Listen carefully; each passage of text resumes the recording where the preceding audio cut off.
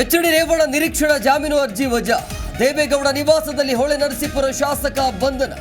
SIT ಕಚೇರಿಗೆ ಕರೆದೊಯ್ದ ಅಧಿಕಾರಿಗಳು.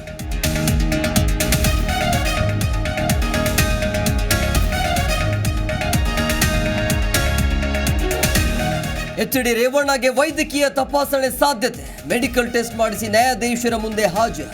ಕೆಲವೇ ಕ್ಷಣಗಳಲ್ಲಿ ನ್ಯಾಯಾಧೀಶರ ಮುಂದೆ ಹಾಜರುಪಡಿಸುವ ಸಾಧ್ಯತೆ.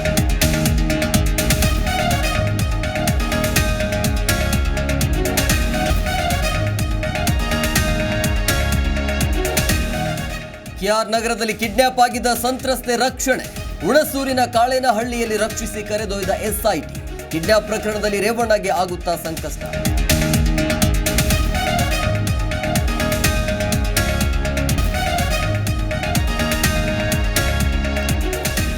ಪ್ರಜ್ವಲ್ ಪ್ರಕರಣ ಸತ್ಯಾನೋ ಸುಳ್ಳು ಸಾಬೀತು ಆಗಲಿ. ಜಾರಕಿಹೊಳಿ ರೀತಿ ವಿಪಕ್ಷದವರೇ ಪಿತೂರಿ ಮಾಡಿರಬಹುದು.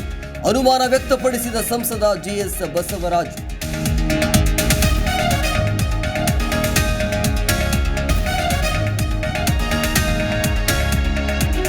ಪ್ರಜ್ವಲ್ ಕೇಸ್ನಲ್ಲಿ ಬಿಜೆಪಿ ಮೌನವಾಗಿದ್ದು ಯಾಕೆ?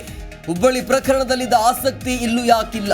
ಕಲಬುರಗಿಯಲ್ಲಿ ಬಿಜೆಪಿ ವಿರುದ್ಧ ಪ್ರಿಯಾಂಕ್ ಖರ್ಗೆ ವಾಗ್ದಾಳಿ.